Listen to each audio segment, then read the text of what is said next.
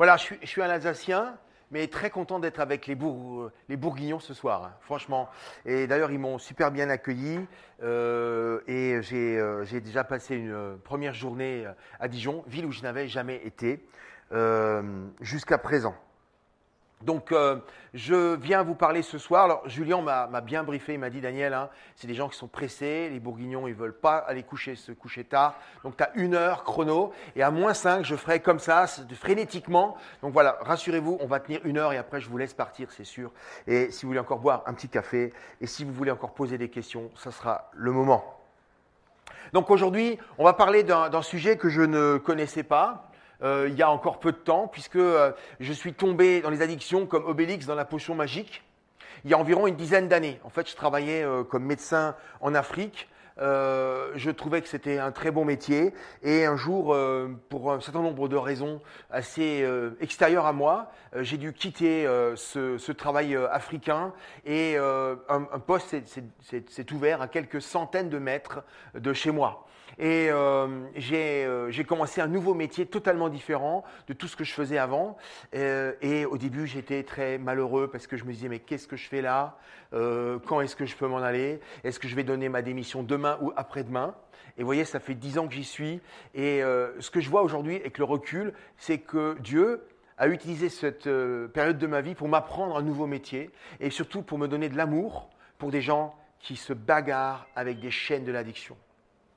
Alors, je travaille là, dans ce centre. Alors, je vous ai mis une seule photo. Hein. C'est vrai que c'est une jolie photo. Il y a d'autres bâtiments. C'est un lieu où les gens viennent pour 3 mois. Ils sont là censés pour venir pour arrêter tous les produits. Malheureusement, ce n'est pas aussi net que ça. Et ce n'est pas un lieu tous les jours facile. C'est aussi un endroit où il y a souvent des souffrances, des pleurs. Il y a aussi des gens qui craquent, qui s'en vont ou qui se font livrer du produit. Voilà, et on s'occupe aussi d'accueil de mamans avec enfants. Et c'est souvent terrifiant de voir les dégâts à la fois sur la maman et sur l'enfant. Alors voilà, donc on va rentrer dans le vif du sujet. Nous sommes dans une société qui est aujourd'hui très addict-friendly, c'est-à-dire elle est très tolérante avec l'addiction. On fait même la pub avec l'addiction. Hein. On vous propose par exemple un jeu vidéo et c'est écrit dessus « Si tu joues une fois, tu es addict ». Donc, c'est pour nous faire acheter le produit. Quand on sait la gravité de l'addiction, je ne suis pas sûr que j'ai vraiment envie d'acheter ce truc, vous voyez. Mais ça se vend. Hein. Par exemple aussi, on a Yves Saint Laurent qui vend Black Opium. Donc, l'idée derrière, c'est tu achètes le parfum, tu la donnes à ta copine et elle devient accro à toi. Ouais. J'ai essayé avec ma femme, ça n'a pas trop marché. Voilà. Et sinon, voilà, on est quand même dans une société où on utilise les produits addictifs massivement et où on nous présente ces produits addictifs pour certains avec un nouveau jour. On parle du cannabis thérapeutique, on en a reparlé. Les jeux addictifs, par exemple, on veut soigner l'héroïne avec la kétamine, qui est une autre drogue qu'on utilise dans les soirées festives. On utilise les champignons, c'est la psilocybine pour soigner la dépression. On prend du cannabidiol pour soigner la psychose, elle-même induite par le THC du cannabis. Voilà. Et on utilise aussi les amphétamines comme le Concerta ou la Ritadine pour soigner les troubles et des déficits de l'attention et le manque de la cocaïne. En fait, ce que propose le monde souvent, c'est « tu as une drogue, ah c'est mal la drogue, d'accord, je vais t'en donner une autre, ça va te faire du bien ». Ça ne marche pas toujours. Alors, une société addictogène, il y a un monsieur qui s'appelle Jacques Besson qui a écrit un livre qui s'appelle « Addiction et spiritualité ». C'est un monsieur qui est lausannois, c'est un Suisse, et il a écrit « L'intuition que nous vivons dans une société addictogène se vérifie au quotidien, dans la pub, les distractions, qui nous détournent de l'essentiel, c'est-à-dire de l'être au bénéfice de l'avoir ». Ça veut dire quoi? Ça veut dire qu'en fait, la société dans laquelle nous vivons nous encourage essentiellement à avoir des choses, mais être, c'est plus très important. De toute façon, personne ne s'en rend compte. Ce qu'on veut voir, c'est ce que tu as. Il n'y a pas longtemps, je me souviens, ça fait quelques années quand même, on avait un président un petit peu agité comme ça, vous voyez. On avait l'impression qu'il avait pris de la coke, mais il n'en prenait pas. Et il avait dit un jour, si tu n'as pas une Rolex à ton bras à 40 ans, tu as raté ta vie. Voilà. Eh bien, c'est ça, c'est la société bling-bling, c'est la société de l'avoir. Il faut que tu aies quelque chose. Une Rolex, ça vaut 50 000 €. Hein. Donc, si à 40 ans, tu n'as pas un petit bijou qui donne l'heure, en fait, ton portable donne l'heure mieux que ta Rolex. Tu vois. Mais quand même, tu peux avoir un bijou à ton bras qui coûte 50 000 €, c'est-à-dire à peu près 4 ans et demi du salaire d'un smicard, et qui ne sert à rien d'autre qu'à montrer que tu as l'argent pour pouvoir l'accrocher là. Nous sommes dans une société de l'avoir aux dépens de l'être. Alors, une société aussi paradoxale. Hein. Je vous ai mis une jolie photo radio. Excusez-moi, hein, vous avez invité un docteur ce soir. Hein. Il ne peut pas s'empêcher. C'est une jolie photo radio que vous voyez là, n'est-ce pas? C'est un monsieur qui a en fait 27 préservatifs remplis de cocaïne dans son rectum. Voilà. Et c'est une façon de transporter la cocaïne. C'est assez dangereux parce que s'il y a un préservatif qui explose, il a environ 20 minutes de shoot total et ensuite il est mort. Voilà. Mais là dans l'histoire ici, il n'est pas mort, mais les gendarmes on lui ont donné un petit pot pour écueillir le truc et il a fini en tôle. Voilà. Enfin, l'histoire est quand même un peu particulière, c'est que la société d'aujourd'hui, les gens n'hésitent pas, et mes patients en sont les premiers, ils n'hésitent pas à se mettre dans le nez de la poudre qui a traversé la frontière dans l'intestin d'un Mexicain, mais ils jettent directement leur yaourt qui a dépassé d'un jour sa date de péremption. Moi, j'ai des patients qui se droguent à l'héroïne, ils achètent de l'héroïne à Strasbourg à la gare, ça vient sous petits sachets d'aluminium, c'est des trucs qui ont transité par l'Afghanistan, le Turkménistan, c'est venu par les Caucasiens, on ne sait pas comment, on n'a aucune idée d'une trace, d'une date de péremption, ils ont mis de la strychnine dedans, on n'en sait rien, et ça, ils le diluent et ils se l'injectent. Par contre, quand par malheur, on a du Doliprane qui périme en mai et qu'on est fin avril, ils disent « Ah non, docteur, hein, moi je ne prends pas de médicaments périmés. » C'est une société paradoxale. Un soulagement pour ceux qui n'ont pas de but. Regardez ce qu'a dit Albert Einstein. C'est un monsieur quand même qui avait beaucoup réfléchi, et pas que aux images, enfin aux vérités atomiques. Celui qui ressent sa propre vie et celle des autres comme dénuée de sens est fondamentalement malheureux. Celui qui ressent sa propre vie et celle des autres comme dénuée de sens est fondamentalement malheureux, puisque cet homme n'a aucune raison de vivre. Si vous voulez vivre une vie heureuse, attachez-la à un but et non à des personnes ou à des choses. En fait, on se rend compte que beaucoup des gens qui fréquentent mon hôpital, enfin le mien, là où je travaille, ont des vies qu'ils qualifient de dénuées de sens. Je ne sais pas à quoi je sers. D'ailleurs, dès le début, ce que je vivais avec mon père, ma mère, etc. au boulot, je ne sais pas pourquoi je suis là, je ne sers à rien. De toute façon, j'ai tout raté. Je n'ai été qu'un échec dans ma vie. Et finalement, j'ai pris des produits pour m'aider à supporter ma souffrance. Un autre philosophe et aussi mathématicien qui s'appelait Blaise Pascal, comme quoi, vous voyez, hein, on n'empêche pas d'être savant ou mathématicien pour réfléchir des choses de l'âme. Il a cité cette phrase « Il y eut autrefois dans l'homme un véritable bonheur dont il ne lui reste maintenant que la marque et la trace vide que l'homme essaie de remplir inutilement avec tout ce qui l'entoure. » Recherchant dans les choses absentes le secours qu'il n'obtient pas dans les présentes. Or, toutes ces choses sont inadéquates parce que ce gouffre infini ne peut être rempli que par un objet infini et immuable, c'est-à-dire Dieu lui-même. Qu'est-ce que nous dit cet homme qui a vécu il y a 500 ans? Il nous dit, dans l'homme, il y a une fin pour quelque chose d'infini. Une fin pour quelque chose d'infini.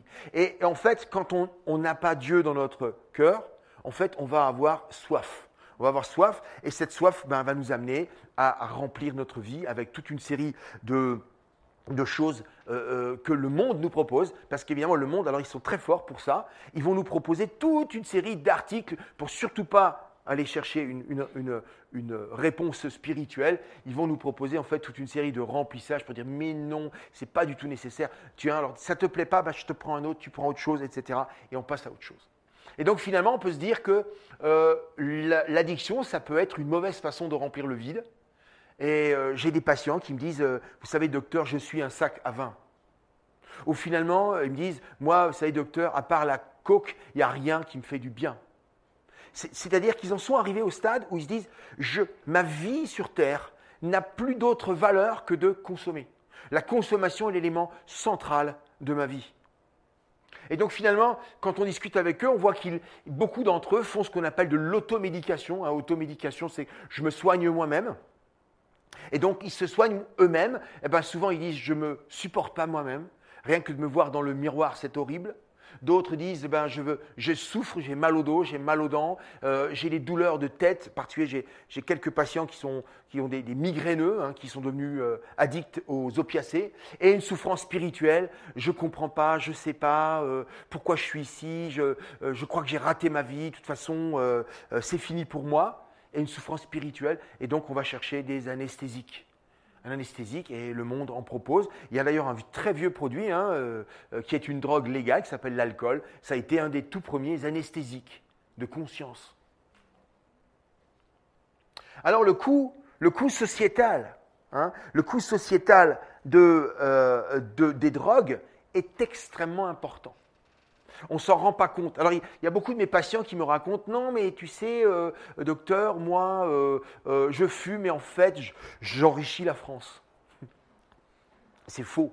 En fait, on n'enrichit pas la France en fumant. En fait, on l'appauvrit puisqu'on se rend compte que pour 100 € de taxes perçues par le ministère du Budget, ça coûte 700 € pour soigner les dégâts liés à cette cigarette à la sécurité sociale.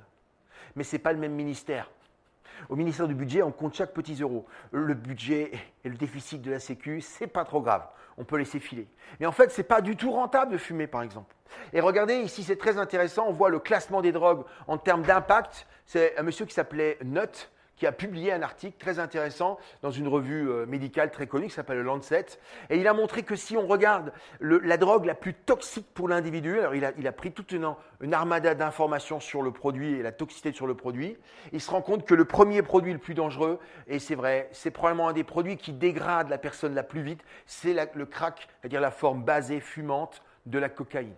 En général, en quelques années, les gens ont perdu des capacités mnésiques, ils se sont donc appauvris, leur cerveau se rétrécit, on leur fait des scanners, on voit vraiment des images de rétrécissement cérébraux, ils ont souvent des problèmes corporels importants. L'héroïne est en deuxième place, l'amphétamine et la meth, le cristal dark, l'ecstasy est en troisième place, et on voit là une drogue légale, surprenante, en quatrième individu, c'est quand même le produit qui tue et qui est très toxique pour l'homme. C'est l'alcool, avec des répercussions majeures sur notre santé très rapidement. Et alors par contre, si on cherche le classement des drogues les plus dangereuses en termes d'impact non pas sur la personne, mais sur l'entourage, c'est-à-dire sur ceux qui sont autour, aucun doute, le palmarès, c'est l'alcool. Tous ceux qui ont vécu avec des patients dépendants de l'alcool, ils ont peur d'eux. Parce que quand ils ont pris le produit, ils changent, ils sont autrement. Ils peuvent être extrêmement violents, ils peuvent se sentir capables de tout faire. Ils ont souvent des colères noires incontrôlables. Et donc, pour l'entourage, c'est très clairement le produit le plus toxique pour l'entourage. On voit bien ici l'alcool, l'héroïne, la cocaïne et la méthamphétamine qui sont ici, qui sont clairement les produits les plus dangereux pour le monde. Voilà. Et alors le coût social, je vous en ai parlé, c'est assez impressionnant. On parle ici de milliards d'euros, pas de millions, de milliards. D'accord ? Regardez en France, coût total, chacun l'alcool, soigner tous les dégâts de l'alcool en France, ça coûte 120 milliards par an. Et le tabac, autant. Un peu plus pour le tabac à peu près. Et si vous êtes assez surpris, parce qu'on voit que finalement, les drogues illicites ne nous coûtent que 10 milliards. C'est surprenant, Les deux drogues légales actuellement en France nous coûtent beaucoup plus cher que toutes les drogues illégales ensemble. C'est à nous faire réfléchir. Donc un calcul socio-économique, il a calculé, c'est un monsieur qui s'appelait Pierre Kopp, qui n'est pas un médecin, qui est en fait un sociologue, et qui a calculé, lui aussi, il a fait montrer ce chiffre, 100 € de taxe de tabac coûte en fait 700 € de soins 25 ans plus tard. Alors voilà, maintenant on va parler un peu de définition de l'addiction. Alors, on peut prendre la définition que vous voyez en bleu. Elle est simple, moi je l'aime beaucoup, mais elle est réductrice parce que c'est quelque chose de tellement profond qui touche les trois essences de l'homme, à la fois dans notre corps, dans notre âme et dans notre esprit. Ce n'est pas une simple définition qui pourrait rendre compte complètement de la situation. Mais en tout cas, c'est une obligation parce qu'on est obligé. Et c'est une obligation de satisfaire parce qu'on recherche une satisfaction. Et deuxièmement, c'est régulier. Ça revient souvent, et ça, les patients vous le disent, ils disent « je ne peux pas m'empêcher ». À chaque fois que je voudrais m'arrêter, ça revient régulièrement, et finalement, ça devient un besoin, et un besoin qui est confondu avec un besoin normal, comme par exemple de manger, de boire, de dormir, de se mettre au chaud quand il fait froid. Eh bien, pour un addict, son produit devient un besoin, qui est parfois plus important que de manger et de boire. Si par exemple vous demandez à un fumeur qui est bien accro, eh bien si vous lui dites tu sais que demain c'est un jour férié, tout de suite, il met sa main à la poche pour être sûr qu'il lui a encore un paquet et il réfléchit s'il y en a encore un paquet de secours à la maison. Et s'il n'a plus de paquet de secours, il va vite réfléchir où il pourra trouver deux paquets de cigarettes pour tenir le pont, pour être sûr de ne pas tomber en rade. Il n'a pas envie de tomber en rade. Ce qu'on voit ici, c'est une pyramide de la dépendance. En fait, avec pratiquement tous les produits, on peut faire une pyramide de dépendance qui est différente en fonction des produits. C'est-à-dire qu'en dessous de là, on pourrait encore mettre ici les non-usages, donc ceux qui n'en boivent pas. Si on était dans l'alcool, vous voyez, on pourrait mettre ici environ 15% des Français ne consomment pas d'alcool du tout, pour différentes raisons, qui peuvent être religieuses d'ailleurs, mais pas que, pour leur santé. Ils décident qu'ils n'en veulent pas. Ensuite, ici, si on est dans l'alcool, on a un grand quota de consommateurs, ce qu'on appelle l'usage simple. En matière d'alcool, c'est impressionnant. On estime que 67% de la population consomme de l'alcool sans difficulté, dont je fais partie. C'est-à-dire que de temps en temps, on peut boire un verre de vin, on peut boire une bière, on peut même boire un verre de whisky, et on n'a pas de problème particulier. C'est toute la difficulté d'un produit comme l'alcool.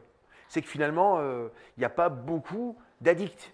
Par contre, après, on commence à avoir des gens qui ont des problèmes. Ils ont un usage à risque. Ils en prennent de temps en temps. Ils abusent. Ils font des bêtises avec le produit. Mais après, ils reviennent en arrière. Ils se disent « Ouais, j'étais à une soirée, j'ai bu 12 verres, j'ai un peu vomi. Et je crois que j'aurais mieux fait de pas. Et j'ai dit des trucs que j'aurais peut-être pas dû dire. Mais ouais, voilà. » Et puis alors, on rentre dans l'usage nocif. Là, on se fait clairement du mal. On se détruit soi-même, on commence à avoir des répercussions sur son corps.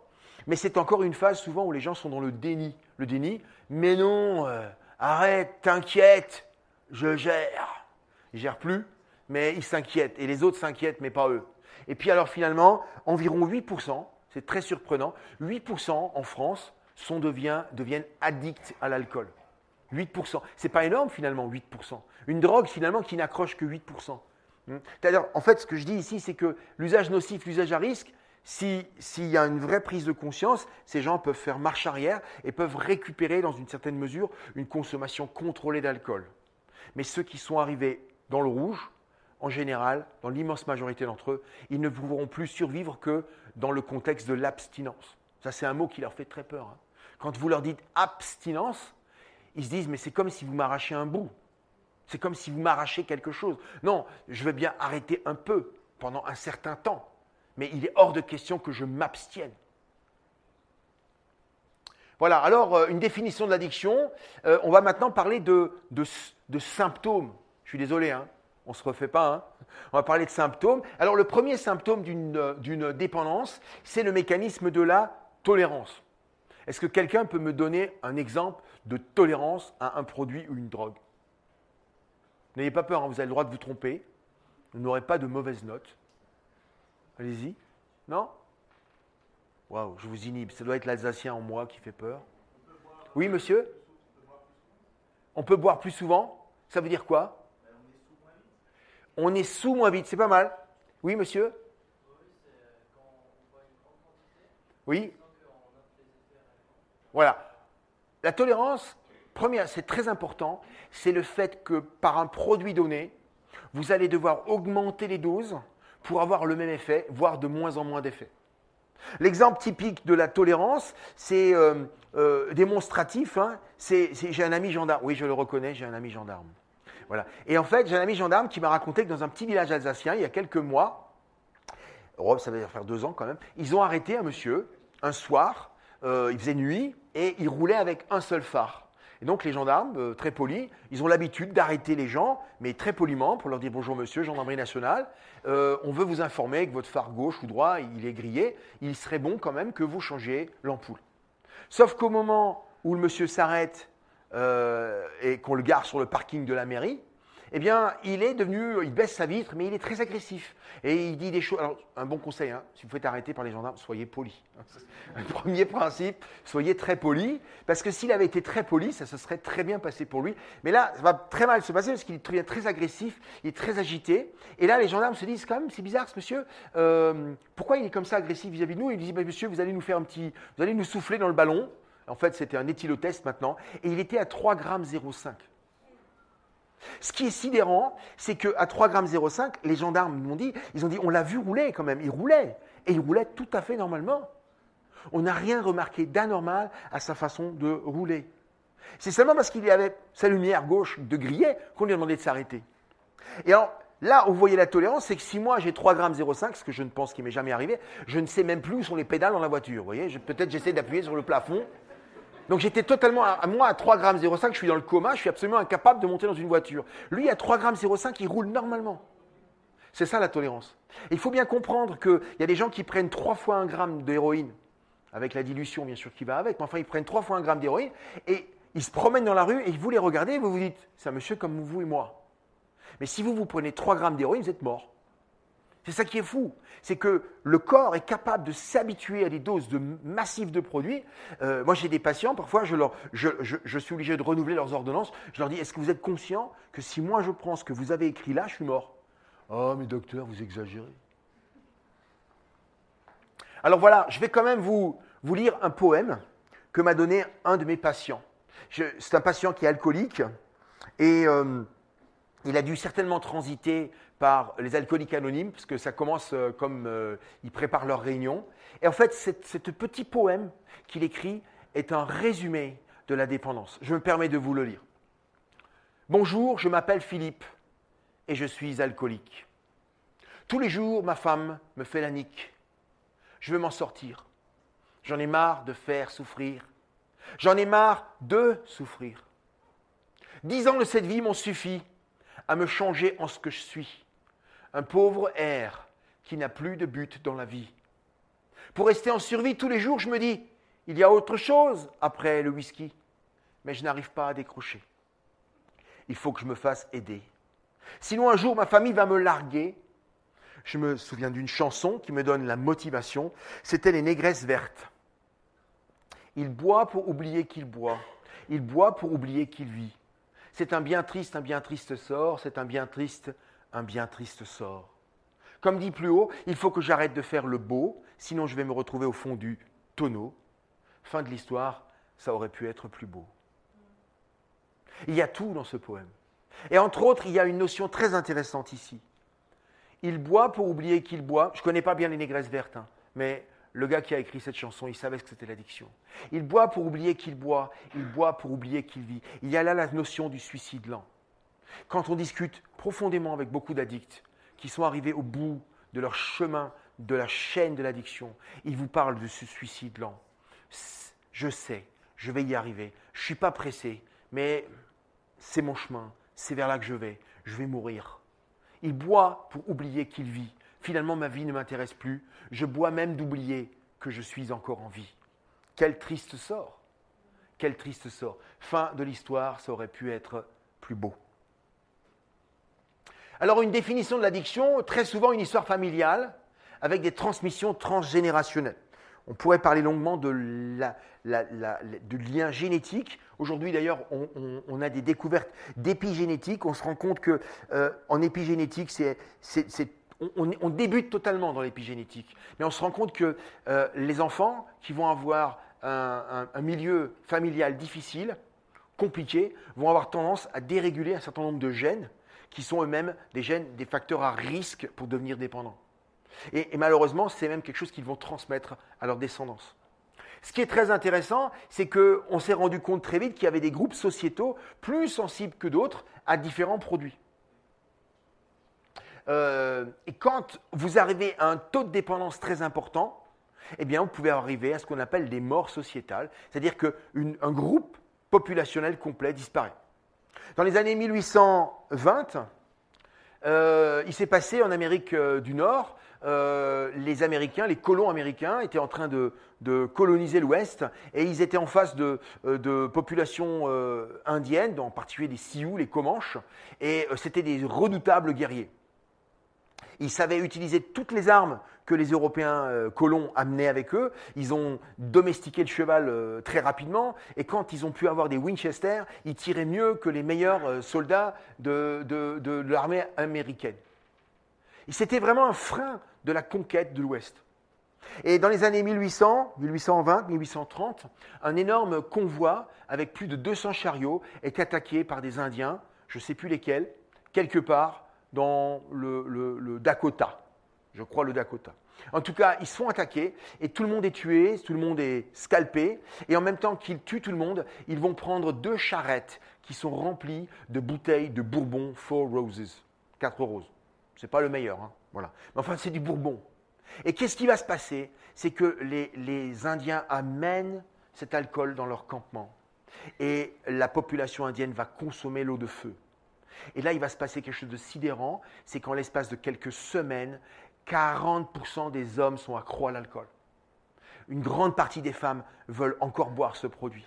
Et finalement, les Indiens eux-mêmes, qui étaient des combattants, vont envoyer une espèce d'estafette qui va refaire 300 km en direction de l'Est, arriver dans une zone tenue par des Blancs et disent on est prêt à échanger ce que nous avons pour de l'alcool encore.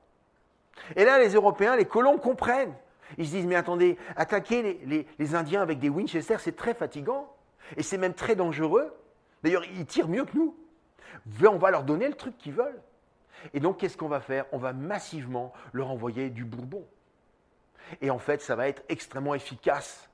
Ils vont en fait gagner la guerre. Aujourd'hui encore, les Indiens d'Amérique du Nord sont fortement alcoolisés. Ils utilisent beaucoup d'alcool. On a des programmes de lutte là-bas. C'est incroyable. L'alcool est moins cher dans les réserves, etc. Alors, ceux qui tiennent le pompon, c'est les Esquimaux. Les Esquimaux, c'est plus de 55% de dépendance. Donc, les Canadiens et les Danois ont mis des lois tout à fait particulières de l'alcool dans ces pays parce que sinon, tout le monde est saoul à 1h de l'après-midi. Donc, par exemple, au Groenland, il y a une loi qui dit aucun alcool n'est vendu avant 14 heures. Mais jusqu'à 14 heures, les magasins sont fermés avec des chaînes. Vous voyez, et à 14 heures, il y a des files d'attente et tout le monde est là pour se murger. C'est impressionnant. Et puis alors, ceux qui tiennent le pompon du pompon, c'est ce qu'on appelle les paléonégritiques, les Bochimen, les pygmées, 80% de dépendance, très probablement une mort sociétale programmée. Ce sont des populations qui disparaissent de la surface de la Terre parce que la majorité des femmes sont alcoolisées et ne s'occupent pas de leurs enfants. Les hommes n'y pensent même plus. Ce sont des populations qui sont en train de disparaître, ethniquement parlant, à cause de l'alcool. Leur dépendance est totale. Alors, on va avancer. Voilà. Alors maintenant, on va parler un petit peu de neurobiologie et du circuit du plaisir. Il faut qu'on comprenne ce que c'est un circuit du plaisir, parce que finalement, l'addiction est une maladie du circuit du plaisir. Le circuit du plaisir, c'est quelque chose qui se trouve dans notre cerveau profond. En fait, ce n'est pas si profond que ça. Si vous prenez une bonne perceuse, et si vous percez un peu en biais, là, en remangeant, comme ça, vous voyez, à peu près 700... Non, ne le faites pas, ça fait mal.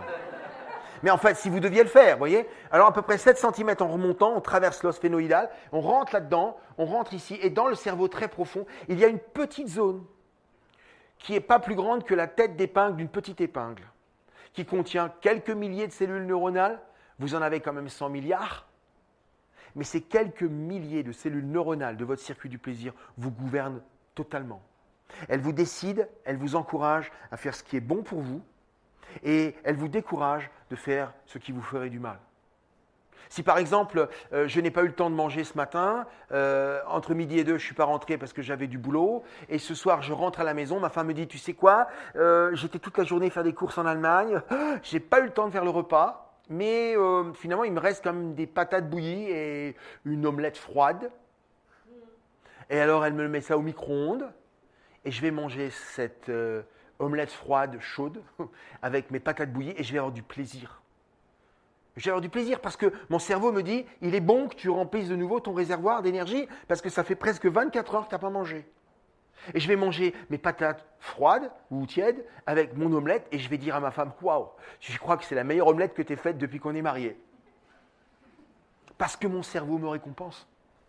Parce qu'en fait, mon cerveau me dit, c'est le moment de manger et de prendre des forces parce que demain est un nouveau jour. Sauf que quelques minutes plus tard, on voulait un peu passer une petite soirée, j'avais bien mangé mes patates là, et puis tout à coup le téléphone sonne. Et le téléphone sonne, et là, il y a ma tante Agathe qui téléphone, qui dit « Daniel, mais t'as pas oublié là quand même, c'est mon anniversaire, j'ai mes 75 ans, toute la famille t'attend, on est dans la salle des fêtes de Surbourg. » C'est un petit village pas très loin de chez moi. Je dis « Comment ça ?» « Mais non, mais t'as pas oublié, tout le monde est là. Attention, j'ai fait venir le traiteur, Rébert, chez Wissembourg. Vous ne connaissez pas ce traiteur, mais c'est des vrais. Hein.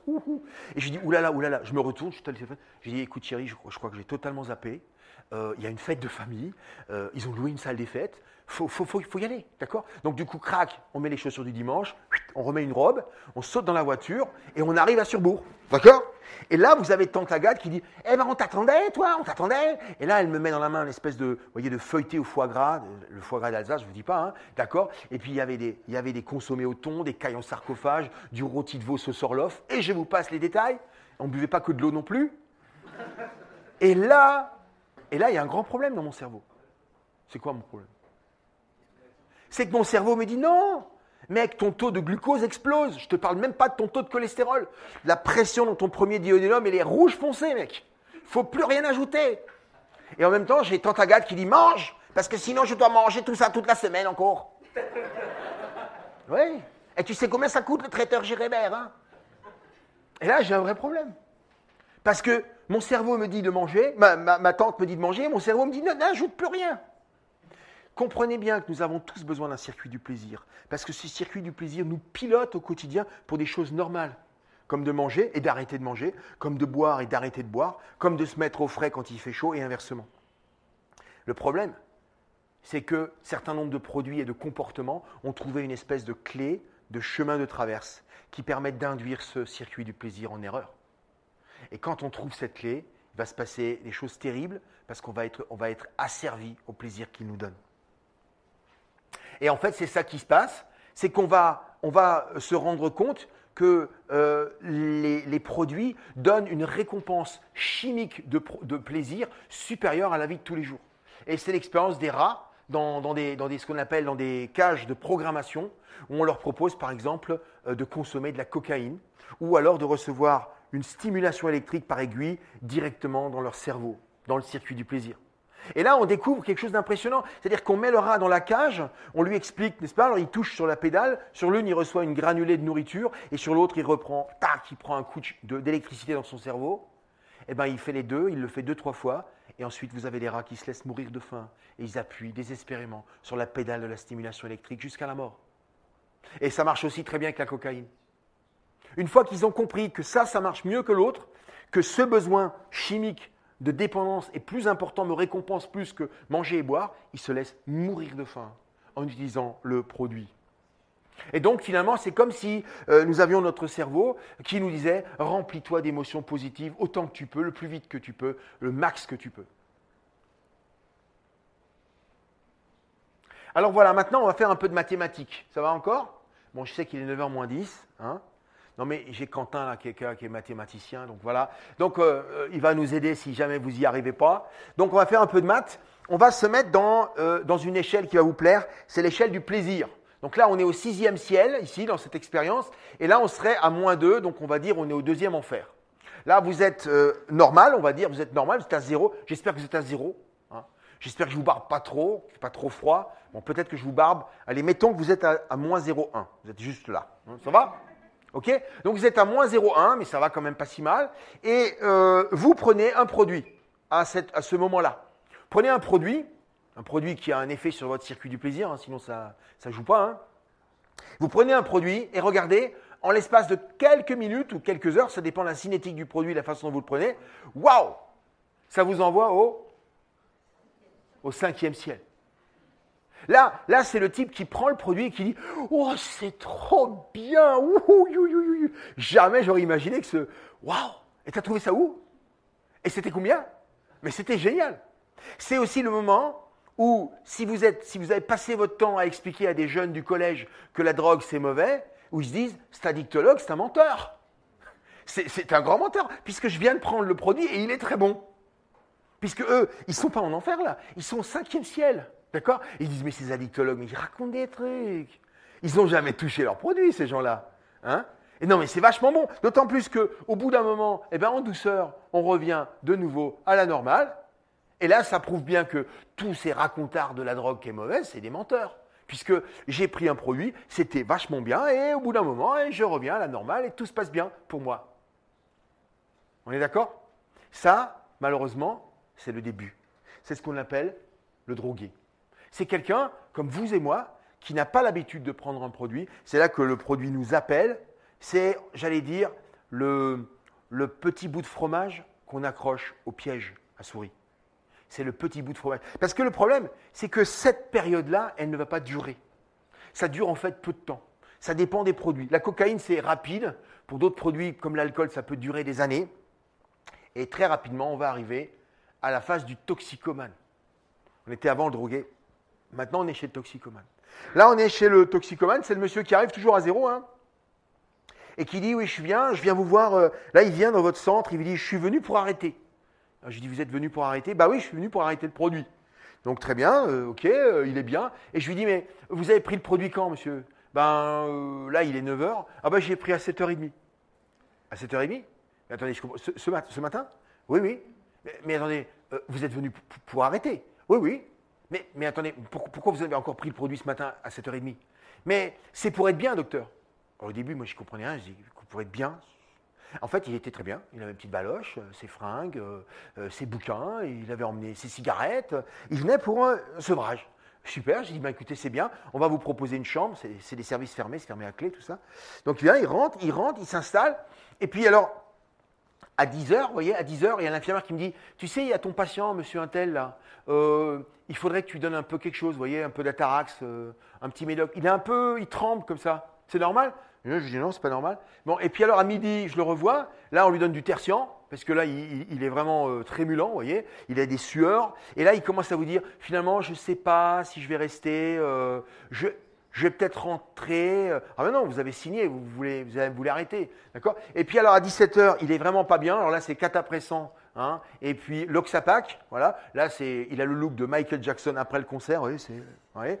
Et alors là, voilà, et alors là, et à 23h, je suis de garde, et à 23h, il y a l'infirmière qui vous appelle, qui vous dit, il faut que tu viennes, Daniel, parce qu'il n'est plus là. Comment ça, il n'est plus là? Mais non, mais il n'est plus là. Alors, normalement, ils n'ont pas de vêtements, donc ils sont en slip-chaussettes, d'accord? Et puis, ils sont enfermés. Donc, il avait crocheté la fenêtre. On est au 3e étage, d'accord? C'est au mois de novembre, il pleut. Il est descendu le long de la gouttière, d'accord? Le soir, et il a fait 6 km dans la boue, dans les champs, au milieu des champs de maïs récoltés, pour arriver sur la route. Il a rencontré quelqu'un, il a monté à Strasbourg, il a pris du produit, il est revenu 2 jours, propre. Hein, il avait pris le produit le matin, il m'a dit, docteur, je reviens pour prendre mes affaires, j'arrêterai un autre jour. J'arrêterai un autre jour. Voilà, et alors ça, c'est très important de comprendre que le toxicomane, ce qu'il veut, c'est plus avoir le manque. Ça. Ici, là, quand il arrive là, il prend la gouttière. Là, il n'y a pas de limite. Même si le sachet d'héros est à 100 €, c'est pas grave, c'est pas le problème de l'argent. Je dois le trouver maintenant. Il faut comprendre que quand on est au 7e enfer, c'est comme une espèce de sirène hurlante dans votre tête qui dit « Maintenant, prends le produit, maintenant ». Et tout le reste, maman, papa, les bonnes raisons, les raisonnements humains, c'est pas la peine de discuter avec lui à ce moment-là. D'accord? Et ils vont essentiellement expérimenter du manque. Ce qui est très intéressant à voir, c'est qu'une fois qu'on est toxicomane, vous voyez, il est +1, peut-être +2. Ils n'ont plus beaucoup de gros plaisirs. C'est fini les +5, les +6 du début.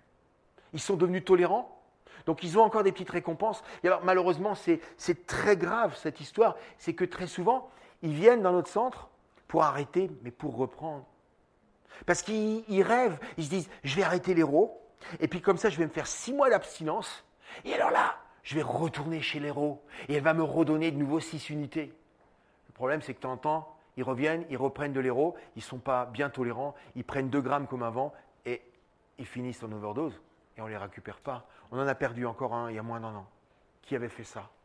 Qui avait voulu arrêter pour reprendre, et c'était la dernière fois qu'il en a repris. Alors voilà, une image un peu technique. Pour essayer de comprendre cette image, il faut voir l'espèce d'os bleu là, comme ça, de morceaux d'os bleu là. C'est le neurone cible. C'est le neurone, et je vous ai dit qu'il n'y en a pas beaucoup, on en a quelques milliers, qui peuplent notre centre du plaisir. Ils sont peu nombreux, mais ils sont très importants. Et ces neurones ne communiquent entre eux et les autres que par une seule hormone. On appelle ça un neuromédiateur ou une odeur, hein, c'est la dopamine. C'est la dopamine. Tout ce qui va permettre d'augmenter la dopamine qui est de plus en plus concentrée à l'intérieur de cet espace qui est très très petit, qu'on appelle l'espace intersynaptique, eh bien cet espace-là, eh bien tout produit capable d'augmenter cette concentration de dopamine va être un produit drogant. Et on y retrouve, n'est-ce pas, pêle-mêle, les amphétamines, la cocaïne, la nicotine, les barbituriques, les benzos, le Valium, tout ça, ça marche très très bien aussi. La morphine, l'alcool, l'héroïne. Le cannabis agit il est au-dessus du schéma, il agit sur le schéma du haut. Ce qui est très intéressant à noter d'ailleurs que morphine et alcool agissent sur le même circuit de régulateur négatif qui s'appelle le GABA. Et il y a une parenté entre l'alcool et les morphiniques. Alors voilà, maintenant on a un peu, j'espère que vous avez un petit peu compris mieux comment fonctionne la neurobiologie de notre addiction. On pourrait en parler très longtemps, mais à cause de Julien, je vais m'arrêter là sur ce sujet, puisque notre temps est compté. On va parler plutôt des produits, et je vais vous dire une chose, c'est que les gens qui vendent des produits addictifs sont des dealers. Il y a des dealers légaux, il y a des dealers illégaux, mais ça reste des dealers, puisqu'ils vendent un produit qui vous rend accro et duquel vous êtes dépendant.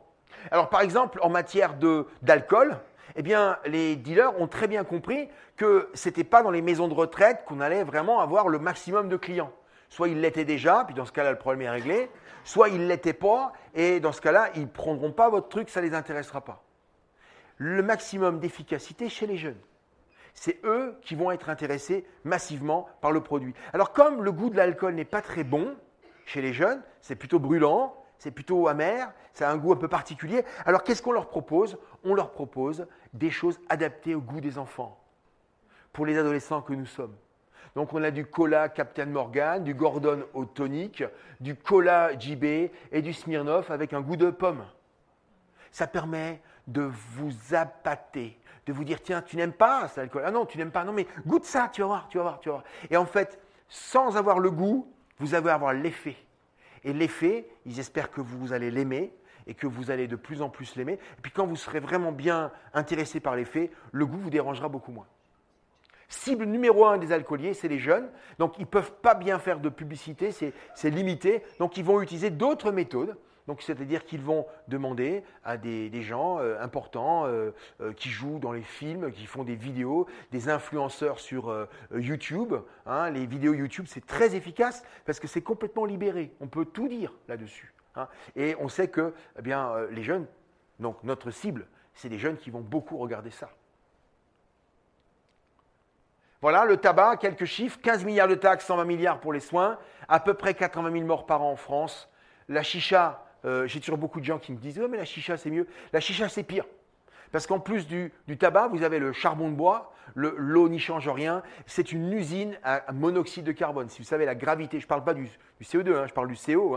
C'est une usine. Alors, c'est des gens, quand ils ont bien fumé la chicha, quand ils soufflent dans le détecteur de CO, ils font sauter et hurler tous les détecteurs de CO des pompiers. Normalement, au-dessus de 50 microgrammes, 50 ppm, pardon, les détecteurs de pompiers s'allument et les pompiers ont ordre de se retirer d'une zone, tellement c'est dangereux pour eux, et ils ne reviennent qu'avec des masques aéris, des masques à oxygène. Et en fait, régulièrement, prenez un fumeur de chicha, vous le faites souffler dans le détecteur du pompier, ça sonne tout de suite. C'est impressionnant, et ils vivent, c'est impressionnant. La e-cigarette, on pourrait en discuter. Les vapoteuses, je m'en sers personnellement pour aider les gens à arrêter de fumer. Mais ce n'est pas un bon produit à donner en maternelle. Ça contient la nicotine.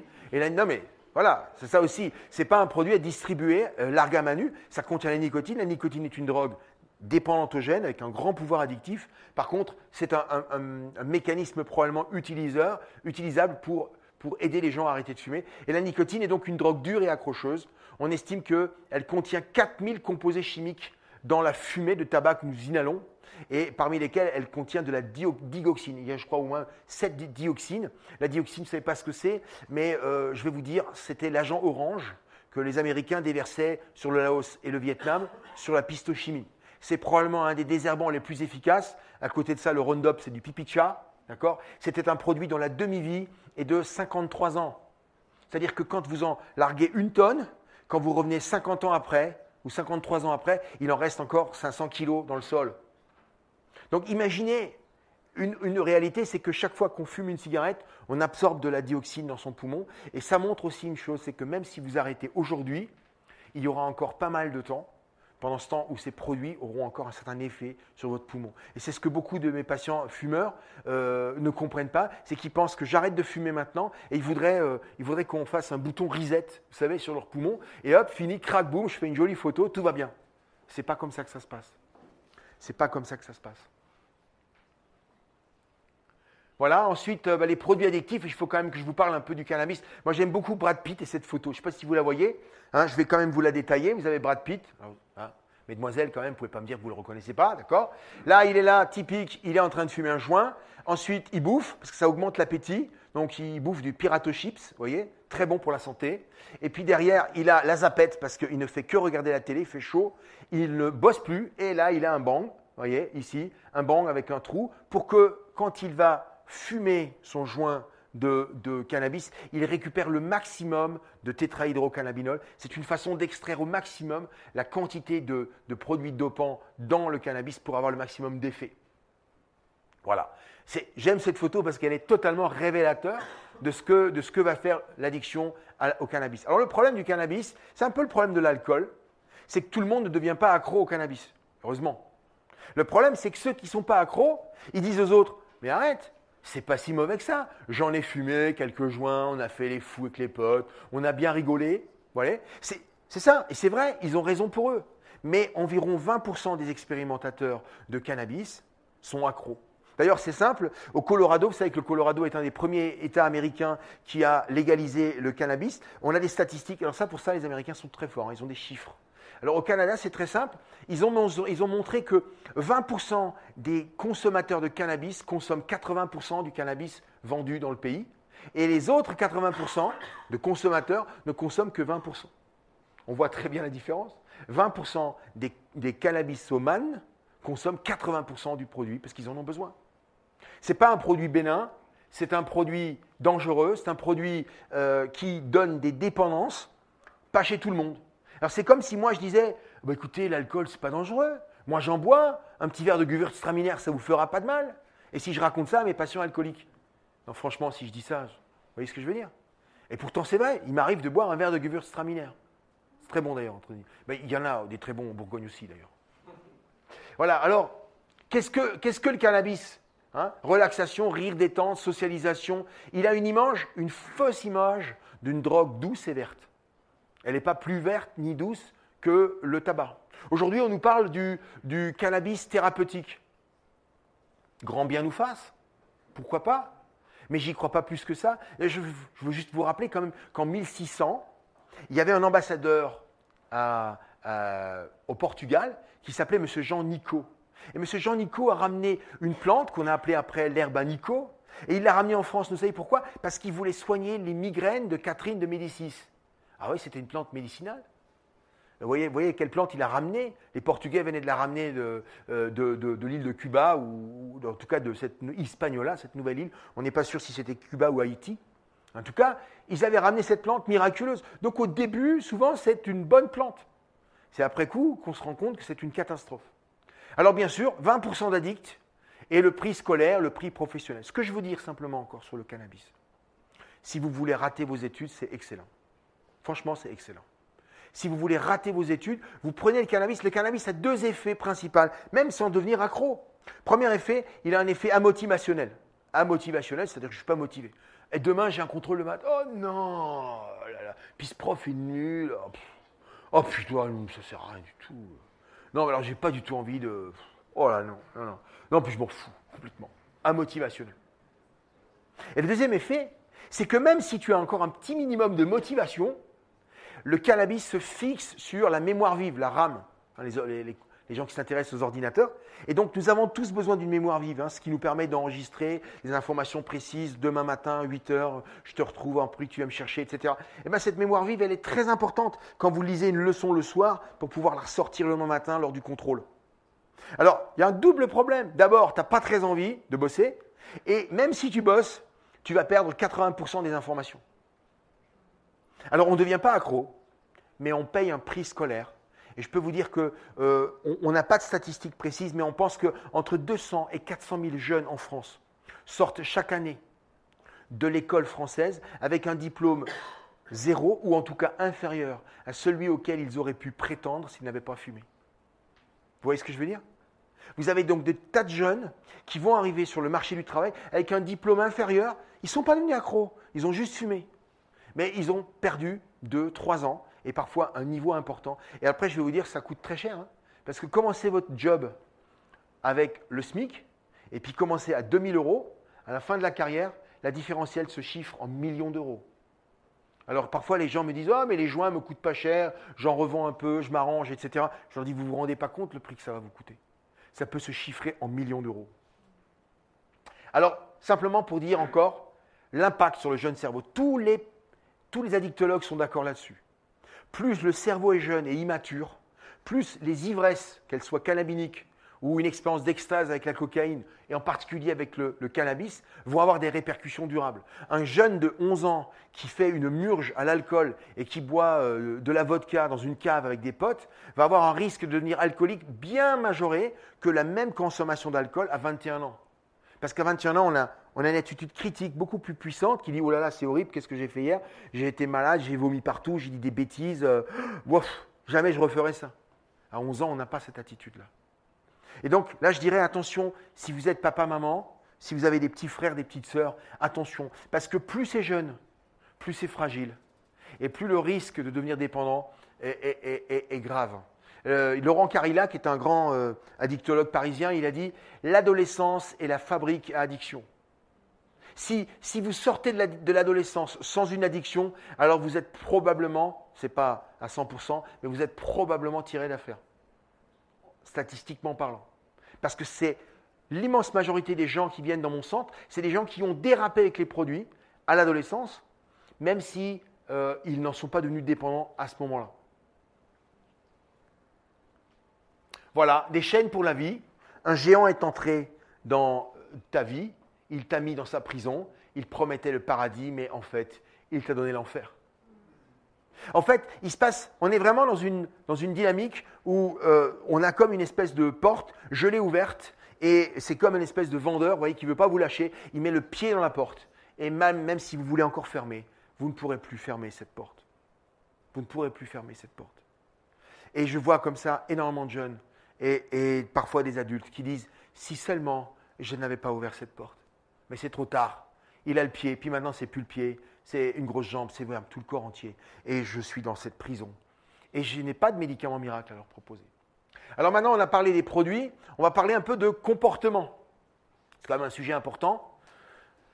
D'abord, le jeu pathologique. Je ne sais pas si vous voyez de quoi je veux parler. Hein. Ah, je vois, merci. Julien, merci, je note, me dépêche. Le jeu pathologique, j'aime bien cette image du monsieur qui dit « Regardez, on a plein de nouvelles chaînes. » On a plein de nouvelles chaînes. Je veux quand même vous raconter l'histoire de cette dame que je connaissais dans un petit village alsacien. Et j'avais fait une conférence du même style. Et à la fin de cette conférence, elle venait en pleurant. Elle me dit « Voilà, je voudrais vous parler de mon fils. Il a 19 ans. Et, je ne sais plus quoi faire. » Alors aujourd'hui, il doit en avoir 21.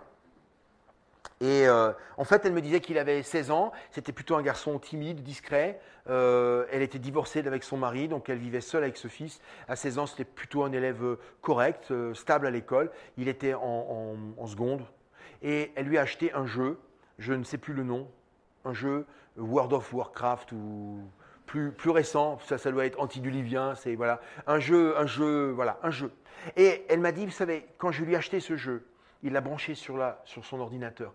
Pendant 3 mois, j'ai cru que j'avais fait le plus beau cadeau à mon fils de sa vie. Pendant 3 mois. Il était là, il jouait avec ce truc. Maman, c'est super. Je suis devenu un guerrier elfe et avec mon épée, je pourfends les trolls tous les jours. Et tu sais pas, maman, j'ai réussi à faire ceci, j'ai réussi à faire cela. J'ai attaqué le démon Sprouts et tout ça. Ça a duré 3 mois. Et au bout de 3 mois, elle a réalisé qu'il ne sortait plus de la cave où il jouait et il se nourrissait de cassoulet, de boîtes de cassoulet et de boîtes de raviolis et il buvait l'eau du robinet. Et puis alors, il a tenu comme ça 1 an, elle allait à l'école, elle s'est rendue compte qu'il jouait la nuit, donc il se levait la nuit pour jouer, il se recouchait vers 5 heures et les notes scolaires en première ont dégringolé. Et finalement, quand à Noël en terminale, il est rentré à la fin de la session du premier trimestre de la terminale, il a dit à sa mère, c'est fini, je n'y retournerai plus. Il n'est plus jamais retourné à l'école. Et depuis maintenant, ça va faire bientôt 4 ans qu'il est dans cette cave et qu'il joue. Quand le papa vient le visiter, qui vient quand même le voir, il refuse de sortir de la cave pour voir son papa. Et il joue. Et sa maman estime qu'il joue entre 16 et 18 heures parfois, par jour, avec des copains coréens, russes. Ils parlent en anglais. Voilà. Et ils sont des équipes sur la terre entière pour lutter contre les trolls. Ça ne lui a pas beaucoup guéri sa vie. Ça l'a enfoncé. Et on voit qu'on peut rentrer sans produit dans quelque chose où cet homme, ce garçon, a découvert que le produit lui donnait une certaine récompense. J'existe, je suis enfin quelqu'un. J'ai du plaisir à faire ça. Et en fait, il a créé l'autoroute du plaisir avec un comportement. On a aussi des addictions aux écrans. Voilà. Alors j'aime beaucoup cette image, iPhone, voyez, iPod, iPad, et le mec pas content qui dit iPay. Oui, c'est vrai.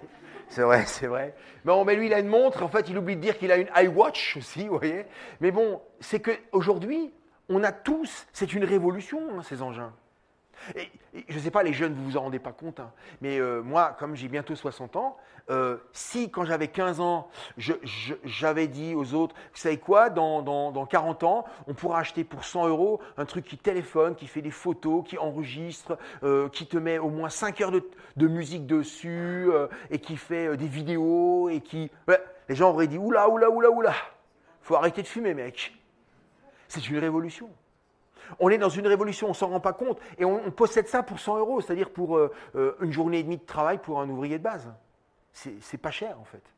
Et en fait, on se rend compte qu'aujourd'hui, le temps qu'on accorde à ces choses devient énorme. On peut passer des journées entières. Si on fait le total des horaires qu'on passe avec ces écrans, moi en particulier, j'ai vu Facebook, par exemple. J'ai dû faire attention, moi, avec Facebook. Parce que finalement, je regardais ce qu'avait mangé ma collègue de boulot, et puis la recette de la tarte au coin de ma belle-sœur. Et puis en fait, qu'est-ce que c'est Facebook? C'est un truc génial qui permet de savoir les choses qui ne vous intéressent pas des autres. Et vous avez perdu 6 heures de votre journée à tourner là-dessus. Et à la fin, vous avez toujours autant de copains, c'est-à-dire très peu. Ce qui est impressionnant, je vais vous dire un truc, si j'étais le diable, j'inventerais Facebook et les téléphones portables. Parce que vous savez pourquoi? Parce que pendant ce temps que vous jouez avec cette machine, vous ne vous posez pas des questions sur votre éternité. C'est un anesthésique de la conscience, ce machin. Donc là, vous êtes là, vous scrollez, tout ça, et alors tu dis, est-ce que tu as pensé que ta vie a une fin et que tout le temps que tu passes là, tu l'auras plus, et qu'un jour, on va te demander de passer en jugement devant Dieu? Ah non, attends. Il faut que je regarde ce qu'elle a fait à manger hier soir. Voilà. Elle était au restaurant, ma copine. C'est une arme de destruction massive. Hein. C'est génial. C'est super sympa, c'est smart, ça coûte pas cher. Et alors, bien sûr, après, il y a YouTube. Vous avez ça, vous avez Facebook, Instagram, Pinterest. YouTube, c'est dangereux. Hein. Moi, j'y vais sur YouTube. Il y a toujours une vidéo intéressante. Après, je ne suis pas plus intelligent, mais il y a toujours quelque chose à voir. Hein. Regardez, j'ai quand même trouvé dans Var Matin une information. Un adolescent de 13 ans a agressé sa mère à Perpignan, Pyrénées-Orientales, parce qu'elle lui avait retiré sa PS4 pour le punir. Il a tenté de l'étouffer et de sécher les cours. Il a été placé en garde à vue pour violence volontaire sur ascendant. Il avait 13 ans. C'est là que vous voyez la tolérance et aussi le sevrage. C'est quoi le sevrage? C'est quand on te prend le produit que tu avais l'habitude de prendre. Prenez voir un monsieur qui est dépendant à l'héroïne, vous le mettez dans une cellule et vous lui dites « maintenant je t'en donne plus ». Au début ça va aller, mais allez le voir au bout de quelques heures, vous allez voir le sevrage. Il ne va pas être gentil avec vous. Et bien voilà, lui aussi, il n'était pas content, l'adolescent. Sa maman lui avait enlevé le petit joujou là, avec lequel il se remplissait son réservoir du plaisir et il n'était pas content du tout. On va avancer maintenant parce que je vois les yeux flèches missiles que m'envoie Julien. Les addictions comportementales, la cyberpornographie, c'est un vrai problème. Aujourd'hui, l'immense majorité des jeunes découvrent la pornographie au travers de Internet. Et on finit par croire que la sexualité, c'est une espèce de vidéo sportive. Ça n'a rien à voir. La sexualité, c'est quelque chose de génial, donné par Dieu, entre un homme et une femme qui s'aiment et qui veulent chacun donner du plaisir à l'autre, dans le cadre que Dieu a donné pour cela. Mais quand on regarde ce qu'on nous propose, c'est du ersatz total. Malheureusement, la majorité des jeunes, y compris les jeunes chrétiens, voient ça d'abord. Moi, j'ai eu ma fille maintenant elle a 14 ans, mais à 12 ans, elle est rentrée, elle avait vu un morceau de film pornographique sur le téléphone de son copain de classe en 5e, et elle est rentrée, elle nous a regardé, et elle a fait « Et vous avez fait ça, vous ?» Ben, j'étais pas fier. Hein. Alors du coup, ça a été une réunion familiale avec éducation sexuelle immédiate et intense. Et on a dit oui, oui, et c'était bien, parce qu'on l'a fait avec le mode d'emploi que Dieu nous a donné. Et tu sais quoi? En plus d'avoir eu du plaisir, on t'a eu toi. C'était magnifique. Ouais, ça ne l'a pas convaincu tout de suite. Parce que l'image de ce qu'elle avait vu sur le téléphone était tellement horrible, je n'ai pas bien compris tout ce qu'elle m'a dit, parce qu'elle n'utilisait pas les mots habituels, mais c'était compliqué. Hein. La pornographie peut devenir une véritable addiction. Moi, j'étais il n'y a pas longtemps à une rencontre de jeunes avec plusieurs centaines de jeunes chrétiens. Et l'immense majorité des jeunes qui venaient nous voir, des jeunes, des garçons, nous parlaient de dépendance à la pornographie sur Internet. La question n'est pas de parler, est-ce qu'il en existe? Non, c'est de savoir combien il y en a ici ce soir. C'est ça. C'est que c'est un vrai problème. C'est que des milliers de jeunes, y compris dans les églises, sont dépendants. Bien sûr, c'est caché, c'est discret. Hein, il faudrait vraiment pouvoir regarder l'historique. Et on passe du temps à se remplir son esprit de ces images. Et ne soyez pas naïfs.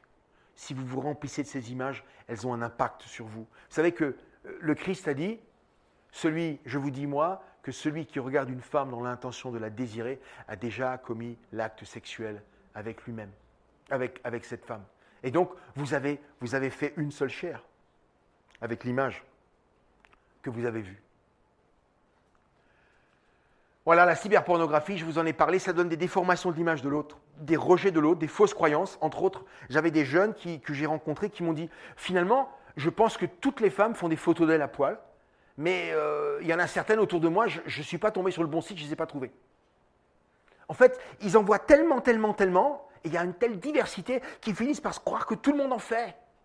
Donc ils se disent « Mais c'est normal, c'est une normalité. » C'est une fausse normalité. Ils ont des fausses croyances. Troubles du comportement, anesthésie de la conscience. On pourrait parler de gens responsables dans l'Église qui font des choses terribles et qui disent « Mais non, c'est pas grave, en fait, tout le monde le fait. » Non, ne vous occupez pas de ce que font les autres. Sachez que pour toutes les choses que vous faites qui ne sont pas en règle avec le Seigneur, vous serez appelés en jugement. Et que ces choses, même si vous avez le pouvoir de demander le pardon auprès du Seigneur, eh bien, ces choses ont un impact sur vous. Il est même dit que le péché sexuel est particulier. Il est dit que le péché sexuel, il se fait à l'intérieur de notre corps, par opposition aux autres qui se font à l'extérieur. Vous savez, j'imagine ça comme une espèce de goudron, comme ça. On peut demander pardon, mais la trace va rester sur vous. Et je vois des gens, des hommes, des femmes, qui me parlent de péchés sexuels dans le passé et dont ils n'ont pas fini de payer la facture aujourd'hui. La dysexualité, c'est donc la mauvaise sexualité, celle que me propose le monde. Mais alors, elle vous la propose, c'est une normalité, par contre, pour eux. C'est l'inverse qui paraîtrait. Nous, quand on parle de notre sexualité, regardez ce que dit la société. Ton identité dépend de ta sexualité et de tes pratiques. Et la Bible dit non, ton identité dépend de Dieu et de ta foi. Elle dit que le sexe est banal parce que tu es le fruit du hasard. Et la Bible dit non, le sexe il est cadré car tu es une créature de Dieu. Le monde dit le sexe est toujours bon, quel que soit le cadre. Il faut goûter à tout, essaye, on verra bien. Et la Bible dit le sexe est bon uniquement dans le cadre du mariage qui est un engagement à vie. Vous savez, aujourd'hui, on ne s'engage plus beaucoup à vie, hein, même pour les téléphones portables. Mais dans la Bible, il est dit clairement c'est un engagement à vie. C'est pour ça que je vous encourage, s'il y en a ici qui sont en train de réfléchir à se marier, c'est un engagement à vie, de réfléchissez bien, hein, choisissez le bon, parce que c'est pour la vie. Le monde nous dit ce qui compte, c'est ton plaisir personnel immédiat. Et là, la Bible nous dit clairement que ce qui compte, c'est le plaisir de l'autre et la durabilité de la relation. Les religieux pensent que le sexe, c'est juste pour la procréation. Et la parole dit que le sexe, c'est pour la procréation et le plaisir. Si vous ne me croyez pas, lisez un petit bout du Cantique Cantique. Moi, de temps en temps, quand je le lis, je rougis. Je me dis, j'espère que ma femme ne le lit pas en même temps. Et cinquièmement, la relation sexuelle est vitale pour ta survie. Et la parole de Dieu dit, la relation avec Dieu est vitale. Celle-là, on l'oublie. Par contre, le sexe, c'est un plus. C'est juste un plus. Et vous savez quoi? Le sexe dans une relation de mariage, c'est important, mais franchement, ce n'est pas l'ossature centrale.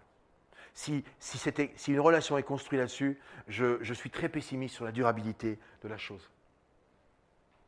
Voilà, le premier mensonge. Eh bien, le premier mensonge, c'est le mensonge qu'on trouve dans Genèse. C'est un mensonge qui est extrêmement intelligent. C'est un mensonge qui dit, tu veux être bien, tu veux être heureux, tu veux être cool, tu veux tout de suite, maintenant. Et en plus, tu n'as même pas besoin des autres pour être heureux. Viens me voir. Viens, tu vois, je t'ai préparé le machin, c'est là. Tu vois. Non, mais il y a des types qui disent qu'il ne faut pas le prendre, mais c'est des rabat-joie. En fait, ils ont peur que tu deviennes comme eux. Non, ne les écoute pas. Prends-le, tu vois, c'est super. Moi, je l'ai pris, tu vois. Waouh, ça m'a ouvert les yeux. Ouh, je te dis pas, le décharge. Eh bien, c'est toujours le même mensonge. Viens et je vais t'ouvrir les yeux. Viens, tu vas être heureux. Viens, je vais te donner ce que les autres te refusent. C'est un mensonge qui a des milliers d'années d'âge.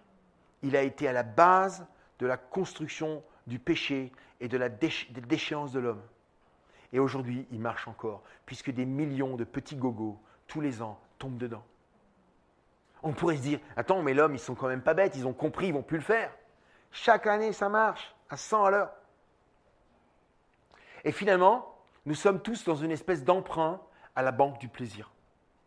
En fait, on emprunte à la banque du plaisir, Je suis mal, je ne suis pas bien, je ne supporte plus, j'en ai ras-le-bol. Je vais prendre un peu de plaisir, mais ce que je vais vous dire une chose, c'est que la banque du plaisir, c'est des voleurs. Leurs taux d'intérêt sont délirants et ils exigent toujours que vous remboursiez. Et la banque du plaisir, elle est terrifiante parce que le patron de la banque du plaisir, c'est le premier ennemi et c'est le père du mensonge. Et les produits font toujours payer ce qu'ils vous apportent avec intérêt. Moi, j'ai beaucoup de patients qui arrivent chez moi et qui disent, vous savez, moi, je sais que je ne rembourserai jamais. Je vais être en faillite. Alors, aidez-moi juste à finir ma faillite correctement. Je suis au bout du rouleau parce que je ne peux plus payer. On prend à la banque du plaisir, le produit promet le paradis pour finalement vous donner l'enfer. Et ça, c'est une réalité. Quand j'écoute les histoires de vie de mes patients, parfois j'en pleure. Et je me dis, mais vous avez supporté ça et vous êtes encore dedans. Et malgré ça, vous continuez à consommer. Mais je leur dis, mais vous êtes en enfer? Oui, je vis l'enfer. Et dans ma tête, je suis obligé de dire, eh bien, en fait, il vous a donné l'enfer maintenant, avant de vous le réserver après. Parce que vous n'avez pas encore trouvé le sauveur. On en prend à la banque du plaisir. La Bible dit dans la lettre aux Romains, le salaire du péché, c'est la mort. Alors là où je travaille, dans mon hôpital, je n'ai pas le droit de leur dire. Parce que c'est un hôpital qui participe au service public. Donc je n'ai pas le droit de donner mes opinions spirituelles. Parfois, je vois la mort inscrite sur mes patients. Et je leur dis parfois très clairement, je dis, vous savez, franchement, vous continuez comme ça, je vous donne 1 an, 2 ans, 3 ans.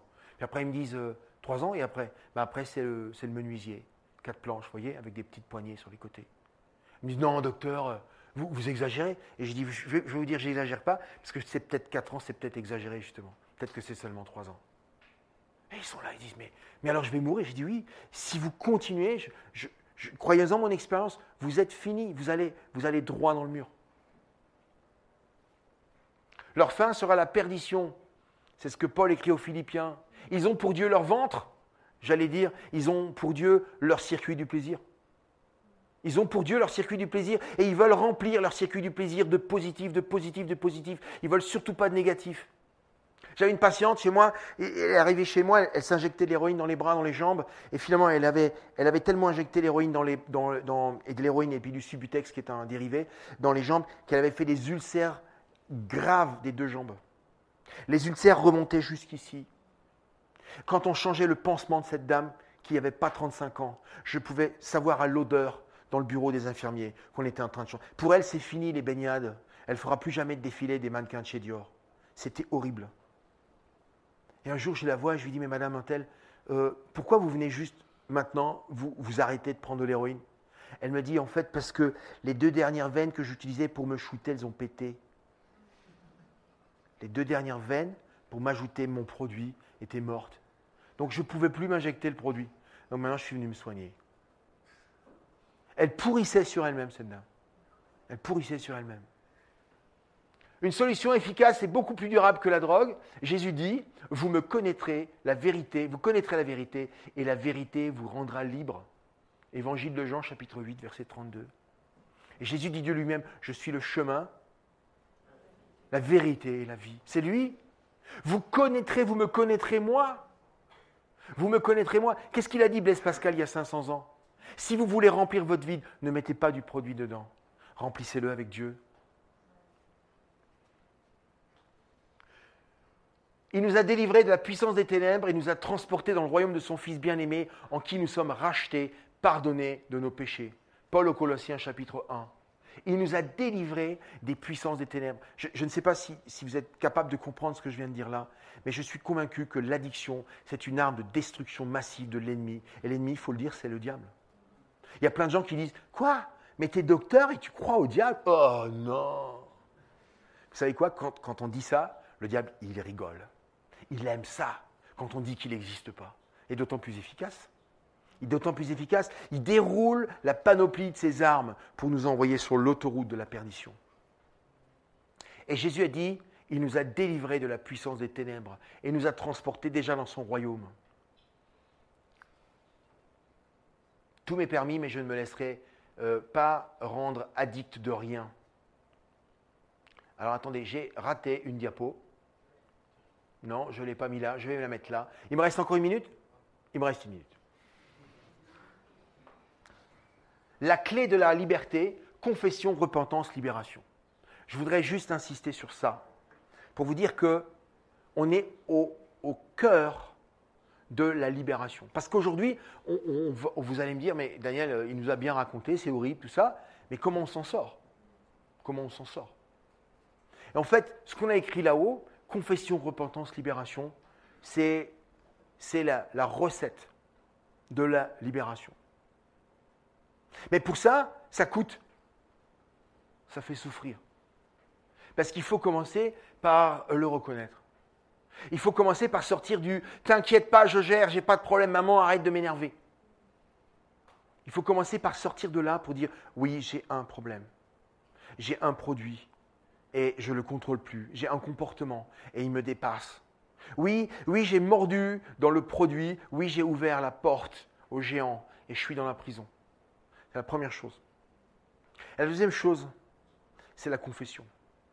La confession, ce n'est pas simple. C'est d'aller voir un groupe, 2, 3 personnes, et de leur dire, voilà, je vais être transparent devant toi. Je vais te dire la vérité dans ma vie. Moi, je l'ai expérimenté. Il y a quelques années, j'étais dans un groupe de garçons, d'hommes. Il y avait des tout là-dedans. On était 6. Et au bout de plusieurs semaines de rencontres, toutes les semaines on se voyait, au bout de plusieurs semaines, on a décidé d'être transparent et de dire à chacun, aux autres, ce qui étaient les blocages spirituels dans notre vie. Parce que vous savez, Satan, il adore mettre les chrétiens dans un frigo spirituel. Il ne peut pas nous enlever notre salut, parce que nous l'avons déjà. Mais il ne peut pas nous tuer spirituellement, parce que nous sommes protégés. Par contre, il nous met dans un frigo spirituel, une espèce de congélateur, de façon à ce que nous ne soyons plus actifs, que nous soyons des espèces de serviteurs congelés. Parce qu'il ne faudrait surtout pas qu'on en parle, il ne faudrait surtout pas que nous fassions des disciples, il ne faudrait surtout pas qu'on soit utile à notre maître. Et donc, on s'est réunis avec ces hommes et on a pu parler vrai. Et un jour, ça a été mon tour. J'avais des gouttes de sueur. C'était mon tour. Et là, c'était le jour où le petit docteur propre sur soi, qui est depuis 40 ans, bien chrétien, bien sympa et tout, qui s'est complètement effondré, liquéfié. Et j'ai dû dire, oui, ben moi j'ai un problème. Malgré que je sois marié, je visite des sites pornographiques, je regarde des images et ça me salit. J'essaie d'arrêter, je replonge, j'essaie d'arrêter, je replonge. Ça fait des années, je crois que je vais jamais m'en sortir. Je crois que Dieu me déteste, je crois que Dieu ne peut rien faire pour moi. Je crois des mensonges de l'ennemi. Et là, ils m'ont écouté et tout à coup, il y a un des membres de ce groupe qui s'est levé et il a dit, maintenant, Daniel, nous allons prier pour toi afin que la grâce de Dieu vienne, pardonne ses péchés et coupe le lien qui te met dans la chaîne de cette ordure de la pornographie. Et alors là, j'étais là, et il s'est levé, il a prié pour moi, et il ne s'est rien passé de spécial. Non, mais c'est vrai, j'étais très bien, mais en même temps, je me disais, il va y avoir une espèce de colombe, ou au moins un éclair, vous voyez. Il ne s'est rien passé. Et puis je suis sorti de là, et l'ennemi est venu, il a dit, non, mais c'est rien, tu vas retomber, tu vas peut-être tenir 1 semaine, 2 semaines. Et puis 1 mois, 2 mois, 3 mois, 4 mois, 1 an, 2 ans. Puis un jour, j'ai dit, mais c'est fantastique en fait. C'est fini cette affaire. C'est totalement fini. Je n'y pense plus. C'est plus mon problème. Il faut faire attention quand même. Enfin, je ne sais pas pour vous, mais c'est comme l'alcoolique. Hein. Il faut qu'il fasse gaffe. Hein. Il n'y a pas longtemps, j'avais un patient qui avait la gale. Je ne sais pas si vous savez ce que c'est la gale. Bon. Et alors du coup, comme il ne croyait pas qu'il avait la gale, j'ai pris Google Images. Très dangereux ça, Google Images. Non, je le dis comme ça. Hein. Et je prends Google Images et je tape gale. Parce que je veux lui montrer une photo de gale. Pour dire, si, c'est ça que vous avez. Et en fait, je me rends compte qu'il y a une dame aux États-Unis qui s'appelle Hélène Gall, qui fait un métier un peu déshabillé, vous voyez. Et là, j'ai un torticolis spasmodique, vous voyez. Et je me dis, oula, non. Non, c'est pas ça. Je ne vais pas me laisser avoir. Et puis, j'ai cliqué sur l'autre image, le Doctissimo, et je lui ai montré une photo de Gall. Mais en fait, c'est comme un ex-addict. Il faut qu'il apprenne à vivre en faisant attention tous les jours de sa vie. En faisant très attention à Google Images. En faisant très attention à ce qu'on voit. Mais aujourd'hui, je suis témoin du fait que le Seigneur a fait ce jour-là une libération pour moi. Elle n'était pas visible, elle était visible dans mon cœur. Et l'ennemi, pendant des semaines derrière, m'accusait en disant « Mais non, tu es toujours dedans, tu es toujours accro, tu t'en sortiras jamais, tu es nul, tais-toi, alors tu n'as rien à dire à l'église. » Et aujourd'hui, je suis là ce soir juste pour vous dire « Il l'a fait pour moi, il peut le faire pour vous. Il l'a fait pour moi, il peut le faire pour vous. » Et donc ce soir, je vais vous encourager à avoir le courage de rentrer dans cela. Confession, repentance. Et la repentance, ce n'est pas juste « Oui, c'est vrai, je l'ai mal fait, désolé, merci, au revoir. » Non. C'est « Est-ce que je peux réparer? C'est horrible, c'était moche. Je me suis sali, j'ai sali les autres, j'ai menti. Seigneur, pardon et surtout, donne-moi la force de ne plus jamais faire ça. » La repentance. Les Hébreux ont un mot qui s'appelle « teshuva ». C'est encore plus fort, ça veut vraiment dire je laisse tout tomber. Je sors de ça, je divorce avec cette saleté. Et ensuite le pardon, c'est fantastique. On a un Seigneur qui a tout payé sur la croix. Tout ce que vous pouvez être et votre passé, il n'y a pas de choses qui dépassent le pardon du Seigneur. Donc voilà, je ne vais pas être plus long ce soir, je vous remercie de m'avoir écouté aussi patiemment. Je dirais en revenant d'Alsace que les Bourguignons étaient très patients. Et je vous remercie de m'avoir écouté. Ce que je vous propose, c'est que je vais conclure en priant avec vous. Et ensuite, j'ai compris qu'on allait avoir droit à un petit café ou des boissons et un petit gâteau, c'est ça? Je te laisserai parler. Alors je vais prier, je vais passer la parole à Julien. Seigneur, nous voulons te louer et te bénir parce que tu es un Dieu tout-puissant. Seigneur, tu brises les chaînes aujourd'hui encore. Tu as même dit que tu avais été envoyé par le Père pour briser les chaînes. Merci parce que tu es aujourd'hui un libérateur. Je sais, Seigneur, qu'il y a ici dans cette salle des hommes et des femmes qui ont besoin de ta libération, comme moi j'en ai eu besoin. Seigneur, donne le courage à ceux-ci de venir, de demander de l'aide, que l'on puisse prier pour eux, qu'ils puissent être libérés, qu'ils puissent te connaître, qu'ils puissent connaître la libération que tu as en réserve pour tous tes enfants. Merci pour ton amour aujourd'hui que tu as révélé dans le Fils. Amen. Si on étudie l'histoire de la jeunesse de nos patients, on se rend compte que le meilleur vaccin, qui n'est pas une garantie totale non plus, mais le meilleur vaccin que l'on puisse donner à nos enfants, pour ceux qui ont des enfants, c'est de les faire grandir dans une famille qui tient la route. Dans une famille où on se pardonne, où on s'excuse, où on peut demander pardon parce qu'on a raté, où on a échoué, où on s'est engueulé, et ensuite, mais en même temps où on se donne des secondes chances, un endroit où on s'aime de façon inconditionnelle. En fait, si on étudie l'histoire des patients particuliers qui arrivent dans mon centre, c'est rare qu'ils arrivent avec des histoires de famille correctes. En général, ils viennent avec des familles extrêmement hachées, avec des souffrances mentales extrêmement fortes.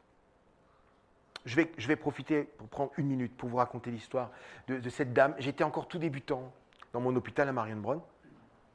Et j'avais une dame, on va l'appeler Madame Françoise. Et Madame Françoise est arrivée dans mon bureau, elle avait 40 ans, elle était plutôt encore en bonne forme physique. Et elle avait fait 3 mois de séjour, elle avait une grande dépendance à l'alcool et en particulier aux médicaments, les benzodiazépines, le Valium et tout ça. Et elle venait de finir ces 3 mois, ça s'était plutôt bien passé. Et elle allait pas trop mal. Et je lui disais, alors Madame Françoise, vous allez rentrer chez vous, qu'est-ce que vous allez faire? Alors elle me dit, je vais rentrer, je vais aller voir mon appartement et puis je vais aller voir mon père. Alors je dis, c'est bien d'aller voir votre papa. Ah non, c'est pas ce que vous pensez. Je vais aller le voir, il est en maison de retraite. Je dis, d'accord, ben oui, non, c'est normal, enfin. Si, et je vais aller le voir et je vais lui dire, espèce de salaud, j'espère que tu vas crever. J'ai dit, pardon, j'ai pas bien compris. Si, et j'espère qu'il aura un cancer et qu'il mourra lentement et que j'aurai le plaisir de venir tous les jours pour voir comment il pourrit de l'intérieur. Je lui dis, mais je comprends pas bien, madame. Elle me dit, mais vous savez pas ce qu'il m'a fait? En fait, elle l'avait raconté au psychologue, pas à moi. Alors là, elle m'a raconté une histoire dont je vais vous passer les détails glauques, une histoire de père abuseur sexuel qui a vendu sa fille contre de l'argent à des copains de boulot, d'accord? Chose horrible. Et en fait, cette dame est pourrie de haine contre ce père, avec des raisons, parce que c'est sûr, quand on écoute son discours, c'est horrible ce que cet homme, il est toujours vivant en plus. Et alors là, je la regarde, et puis je la vois très mal, elle était émotionnellement ravagée, on voyait sa haine qui sortait d'elle-même, et je lui dis comme ça, très naïvement, moi, chrétien, 40 ans d'église évangélique, je lui dis, mais madame, je sais ce qu'il faut faire pour vous, il faut pardonner à votre papa. Alors là, vous savez ce qui s'est passé? Elle s'est levée sur sa chaise, elle m'a chopé au callback. Et elle m'a dit, qu'est-ce que vous dites? Pardonnez à ce salaud? J'étais là, je ne savais plus trop quoi dire là. Et je lui dis, en fait, je vais vous dire une chose, c'est pas pour lui, mais c'est pour vous. Parce que vous brûlez intérieurement, et en fait, c'est ça qui vous fait reboire constamment.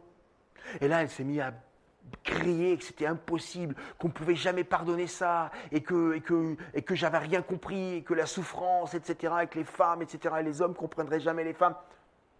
Elle est sortie de mon bureau, elle a fait 50 mètres, elle est rentrée dans le bureau de la psychologue, et elle a dit à la psychologue, qui n'est pas chrétienne, c'est horrible, le docteur Brobeck, il m'a dit que je devais pardonner à mon père. Elle a dit, mais non, calmez-vous. Et elle lui a parlé. Et le lendemain, j'étais convoqué dans le bureau du directeur qui a dit, bon, écoutez, docteur, vous faites de la médecine et les psychologues font de la psychologie, d'accord? Et les moutons seront bien gardés. J'ai compris une chose ce jour-là.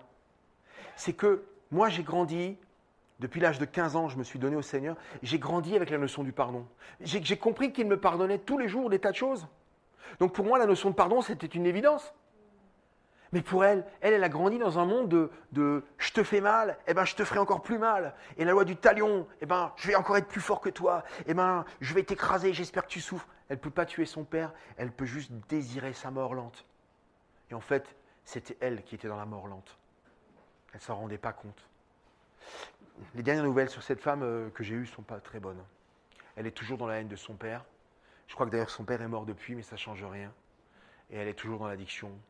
Et ça ne s'arrange pas. Qui voudrait encore poser une question? J'ai un peu plombé l'ambiance là. Je suis désolé, je vous raconte des vraies histoires. Je vous raconte de vraies histoires. Ouais?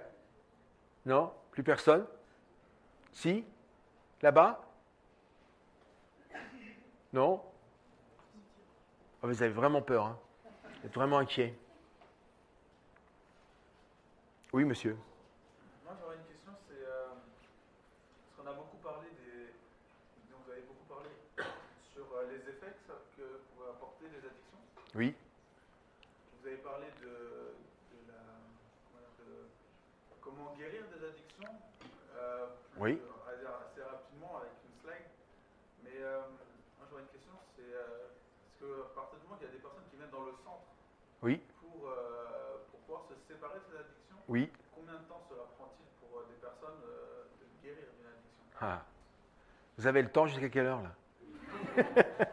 Non, je vais être très clair avec vous. D'abord, ils viennent avec de faux espoirs. C'est-à-dire, ils viennent souvent en disant, je viens, j'ai 1 mois ou j'ai 3 mois, et guérissez-moi en 3 mois. C'est comme quand je travaillais en Afrique, les gens qui venaient avec 50 francs CFA et qui disaient, guérissez-moi avec 50 francs CFA. Et je leur dis, mais vous ne vous rendez pas compte, vous avez un cancer, et je ne sais pas combien de temps ça va prendre, de chimiothérapie, de rayons, de cancer et de chirurgie. En fait, aujourd'hui, statistiquement, on guérit 4 cancers sur 10. Eh bien, les addictions, on est loin d'en guérir 4 sur 10. On pense aujourd'hui qu'on a environ 15% de guérison d'addiction partielle avec la médecine conventionnelle. Donc en fait, je leur dis souvent, vous savez quoi? Il vaut mieux avoir un cancer qu'une addiction parce que nous savons mieux guérir les cancers que les addictions. Et la deuxième grande chose qui se passe, c'est qu'ils viennent dans notre centre et ils pensent qu'on va leur donner un médicament miracle qui feront qu'ils n'auront plus envie. Plus envie de coke, plus envie de cannabis, plus envie d'alcool, plus envie. Et en fait, quand ils sortent, ils ont toujours envie. Mais la guérison, c'est d'apprendre à réagir autrement. Chaque fois que je ne suis pas bien, comment je me soigne? Est-ce que je cherche des forces en moi ou en Dieu? Ou est-ce que je prends le produit pour m'anesthésier? Et tant qu'ils ont le réflexe de dire « je ne suis pas bien », même si pendant le temps qu'ils sont en cure, ils peuvent être bien, dès que vous leur donnez une sortie, une permission de 24 heures, ils consomment.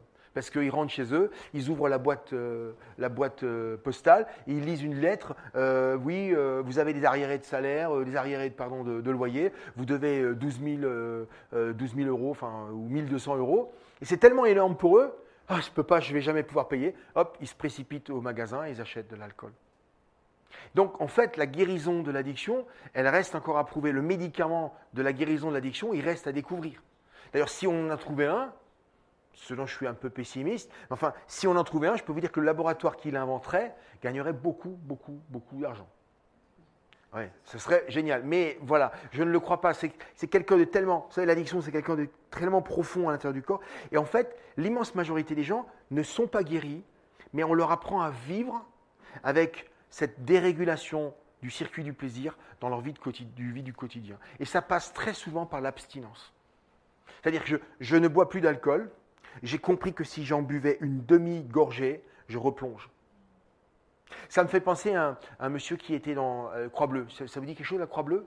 C'est une association de gens qui arrêtent de boire de l'alcool. Parce qu'ils étaient alcooliques. Donc ils boivent plus du tout d'alcool, ils se retrouvent, font des réunions hebdomadaires. Et ce monsieur m'avait raconté une histoire. Il a 27 ans d'abstinence. 27 ans d'abstinence. Hein. Il est à la retraite. Hein. Et alors il raconte une histoire. Il était dans un restaurant en Alsace et on a une spécialité chez nous qui s'appelle la tarte flambée. Je ne sais pas si ça vous dit quelque chose. Qui en a déjà mangé une fois, la tarte flambée? Voilà. Très bien. Et donc il mange la tarte flambée. Il avait d'ailleurs invité deux jeunes hommes qui étaient eux-mêmes dans les problématiques d'alcool. Et ils ont donc mangé la tarte flambée avec du Coca-Cola ou du jus de pomme, j'en sais rien, de l'eau. Et ils mangent de la tarte flambée. Et à un moment donné, ils décident ça c'est assez typiquement alsacien, ils décident de manger une tarte flambée sucrée, ça se fait avec des pommes, et c'est flambé au marc de Gewürztraminer. Le marc de Gewürztraminer, c'est du schnapps, d'accord? Donc en fait, ce qui se passe, il dit à la dame, écoutez, venez s'il vous plaît, on va maintenant prendre une tarte flambée sucrée. Et il dit à la serveuse, il dit, mais attention, hein, on ne veut pas flamber, on veut tarte flambée sucrée avec des pommes, du sucre, voilà, de la crème fraîche. Voilà. Et la dame, elle prend la note, mais c'était un samedi soir, le resto était bondé et l'info n'arrive pas en cuisine. Et en cuisine, on flambe la tarte flambée sucrée au marc de Gewürztraminer. On apporte la tarte flambée, on la découpe à la roulette, vous savez, comme les pizzas là. Et le gars, il me dit, vous savez, j'ai pris ma tarte flambée, je l'ai mis dans la bouche et j'ai senti le goût brûlant de l'alcool dans ma bouche. Et quand j'ai senti ça, j'ai craché la tarte flambée, il y en avait sur les voisins, sur les autres. J'ai pris la tarte flambée comme ça et je l'ai jetée et je me suis mis en une colère noire. Alors le gérant est sorti du resto et il a dit mais qu'est-ce qui se passe ici? Il y avait la petite serveuse qui était toute pâle, qui tenait son plateau comme ça. Et il a dit est-ce que vous vous rendez compte ce que vous venez de faire? Le mec pas du tout, non, je vois pas. Et il dit j'ai failli, à cause de vous, repartir dans la pire addiction qui a failli me tuer à cause d'une gorgée de schnapps sur votre tarte flambée, et j'avais demandé... Alors le patron a dit, on se calme, et puis du coup, tarte flambée générale gratos pour tout le monde, on a donné un gros coup de nettoyage, et l'affaire s'est bien passée comme ça. Il le savait, il savait que quelques lacs de schnapps dans sa tarte flambée étaient suffisants pour le redéclencher et le ramener à une dépendance totale, en quelques heures. Voilà, je raconte longtemps parce que comme vous ne posez pas beaucoup de questions, je meuble, hein. Voilà. Allez, une dernière pour la route peut-être? Non? Oui? Allez, monsieur, encore, ouais, courageux.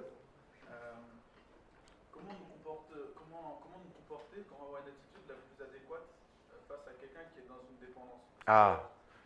On a souvent une tendance assez rapide, dire oui, mais on a pris pour toi hier, je suis toujours dedans, et puis alors du coup on est dans la critique, c'est pas forcément très judicieux. C'est une bonne question. Je parle en tant qu'ami, mais des fois même en tant que parent, on voit des parents qui sont là, et puis les enfants qui viennent voir leurs amis, ouais, mes parents ils m'ont dit ça et tout ça, et puis c'est hyper dur.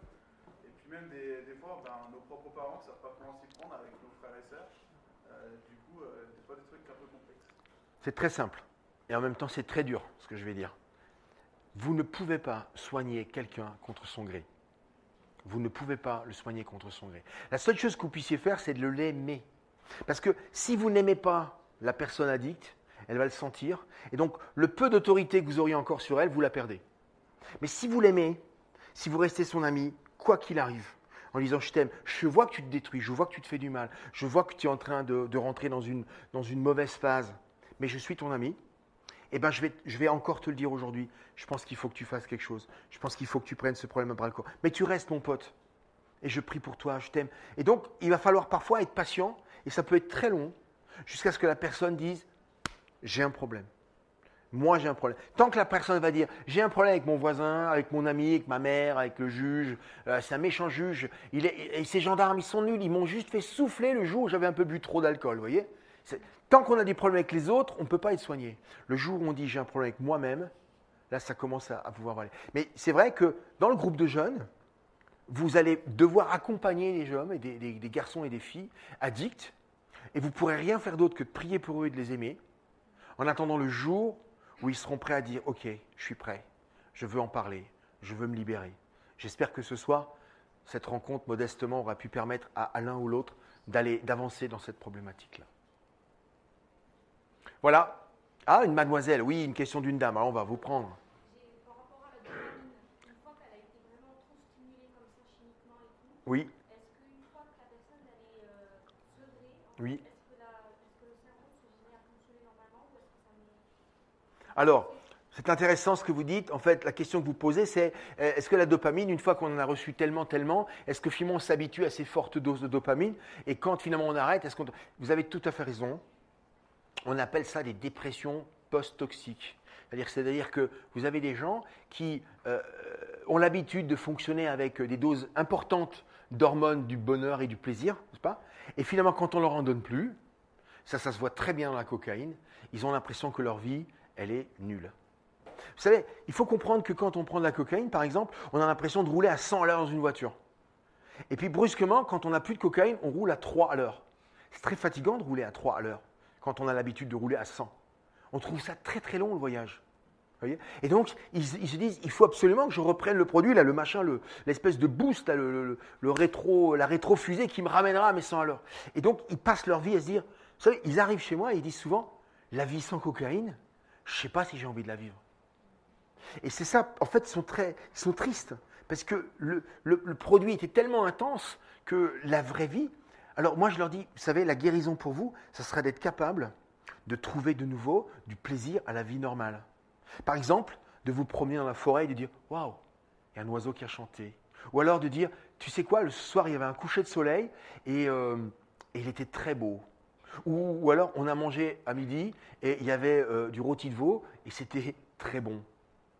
Alors, quand on commence ça c'est un bon signe. C'est un bon signe. Mais souvent, ils n'y touchent plus, ils n'ont plus de goût en fait. Vous savez, la vie de tous les jours n'a plus de goût puisque la stimulation dopaminergique du quotidien n'a plus aucune valeur par rapport au niveau qu'ils peuvent atteindre avec les produits. C'est vrai, et d'ailleurs souvent, ils sont très malheureux. Et on a aussi, j'en ai pas parlé, ils ont un taux de suicide dans les addictés qui est très élevé, beaucoup plus élevé que dans la population normale. Ben oui, s'ils arrivent à un stade où ils se rendent compte qu'ils tombent, ils se relèvent, ils retombent, ils n'arrivent jamais à arrêter. En plus, ils ont l'impression que le plaisir les fuit, alors qu'ils y étaient allés pour le chercher, le plaisir. Hein. Vous savez, c'est un grand mensonge. Hein. Donc ils cherchent le plaisir, mais en fait, ils découvrent le déplaisir et la dépression, et ils finissent par décider qu'à un moment donné, il faut arrêter de jouer, et ils appuient sur la touche Game Over. J'en ai encore eu un il n'y a pas longtemps, il y a un mois. Il est parti de cure le vendredi, et le samedi, les gendarmes nous ont appelés pour nous dire qu'il avait mis fin à ses jours. C'est pas rassurant. J'ai encore plombé l'ambiance. Hé, Clément, ouais. Ah ben maintenant, il se réveille là. Ah, j'ai compris, les bourguignons, ils sont un peu lents comme ça, mais au bout d'un moment, ouais. Ok, vas-y. Alors, vous n'avez pas parlé pour la conférence, mais c'est à propos du délirium tremens chez les aveugles. Est-ce que ça arrive souvent?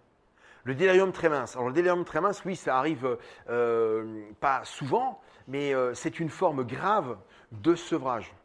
En fait, on a parlé sevrage, on a parlé de dépendance, et on a parlé aussi de tolérance. Le sevrage, c'est quand on vous enlève le produit. Et un des seuls produits, je pense qu'on peut dire le seul produit dont le sevrage peut être mortel, c'est l'alcool. Donc les vrais dépendants d'alcool, quand vous leur enlevez l'alcool brutalement, ils vont rentrer pour certains, heureusement pas tous, souvent ça se passe bien, hein, et puis ils vont rentrer dans un état d'agitation, avec souvent ce qu'on appelle des zoopsies. Zoopsies, c'est-à-dire qu'ils vont voir des chiens roses, souvent des animaux, hein, qui tournent autour d'eux, très menaçants, ou des migales, souvent des histoires c'est très désagréable. Hein. Et puis alors, ils sont là. Moi, j'en avais vu un jour qui était convaincu que le mur de l'hôpital s'effondrait. Et il était convaincu que les murs de l'hôpital, il était contre le mur, et il poussait contre le mur comme ça, et il disait en alsacien, « Helve mir doch !» Aidez-moi, aidez-moi, aidez-moi donc. Et nous, on était à côté, on rigolait, on disait non, mais je ne vais pas vous aider, le mur ne va pas tomber. Et c'était terrible pour lui parce qu'il était tellement convaincu que le mur s'effondrait. Et en plus, il était le seul à le porter, il était ruisselant de sueur et il touchait ce mur pour le pousser. Voyez. Et nous, on lui disait mais arrêtez, arrêtez, ça ne va pas s'effondrer. Et lui, il était là, il dit mais comment vous pouvez rigoler alors qu'on va tous mourir écrasés par ce mur et vous ne m'aidez pas? Vous imaginez dans quel monde terrible il était? Convaincu que le mur s'effondre, et les hommes autour qui auraient pu l'aider rigolaient de lui. Et lui, il était le seul à tenir le monde qui s'effondre. C'était dans une angoisse de dingue. Vous savez comment ça s'est fini? Il y a 2 infirmiers habillés en blanc qui sont sautés dessus, et il a eu 2 piqûres de Droleptan, une dans chaque fesse. Il a dormi 12 heures. Voilà. Ouais. Ok, je crois que là, il faut qu'on s'arrête. J'ai eu beaucoup de plaisir d'être avec vous ce soir, et je ramènerai bon souvenir de Dijon.